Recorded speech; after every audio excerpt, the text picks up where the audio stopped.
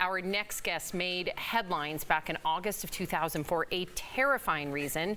Beth Rodden was a professional rock climber who was climbing with 3 friends in Kyrgyzstan when they were kidnapped and held hostage by Islamic militants. Beth was just 20 years old. Now, 24 years later, she's released a book all about the day she returned home. So to share more about her unbelievable story, please welcome to the show, Beth Rodden.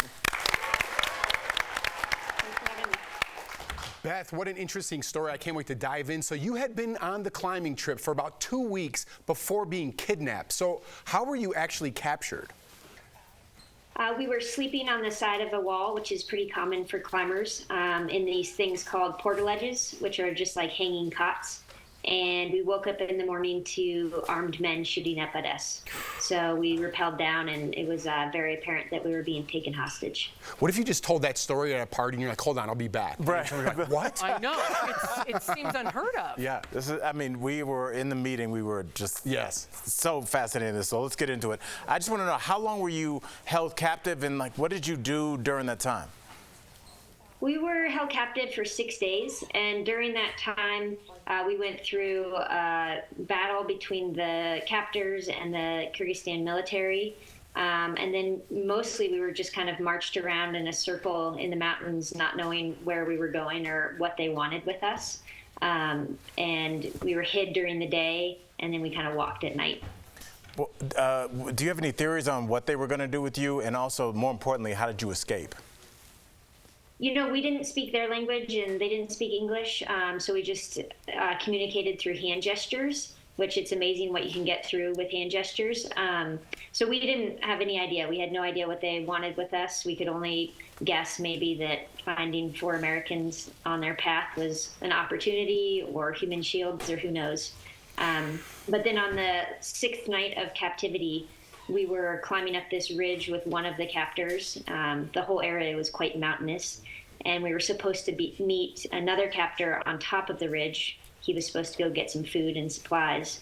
And during that whole time that we were climbing up this ridge, there were 4 of us who were professional rock climbers. It was very apparent that we were not fazed by this terrain. It was something that we were all very used to, and he was very uncomfortable. So near the top of the ridge, we took the opportunity to push him off the ridge, and we ran down canyon to safety. Wow. Beth, first of all, I want to thank you for being so transparent with your story in this way in your own time, because I do realize it's been over 2 decades. Your book, A Light Through the Cracks, is about the day you returned to the U.S. What was it like being in the airport again and then traveling back home? You know, it was quite surreal. It was all the emotions. You know, it felt safe and it felt unsafe. It felt comforting. It felt unsettling all at the same time, to be in such a stark contrast to where we had been.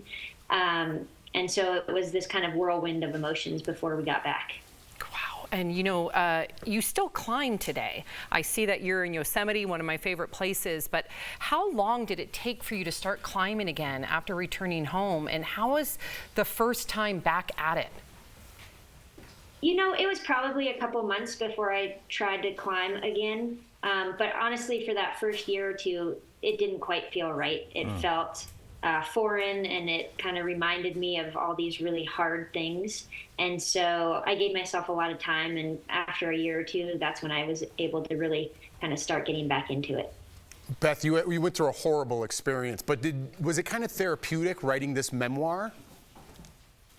Yeah, it forced me to think about a lot of things that, you know, I wasn't thinking about and I didn't want to think about. And it was a good way to kind of process things and get it out there. Wow. Beth, we appreciate you and thank you for joining us today and sharing your incredible story.